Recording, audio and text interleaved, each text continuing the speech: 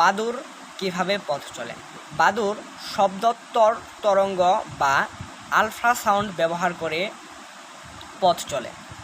তাহলে সে শিকার কিভাবে ধরে? সে শিকারও এই আলট্রাসাউন্ড ব্যবহার করেই শিকার ধরে। আলট্রাসাউন্ডটা কি? আলট্রাসাউন্ড হলো যে 1000 কিলো হার্টজ বা 1,00,000 হার্টজ শব্দের একটি কম্পাঙ্ক, যা সে একটি গাছের সামনে বা একটি বস্তুর সামনে গিয়ে দেওয়ার পর সেটি আবার প্রতিফলিত হয়ে তার কাছে ফিরে আসে। যদি সে বুঝতে পারে যে এখানে আমার যাওয়াটা নিরাপদ, তাহলে সে যায়, তবু সে আর না হলে যায় না। কিন্তু অনেক সময় আমরা দেখতে পাই কারেন্টের লাইনে সেই বাদুড় ঝুলে আছে।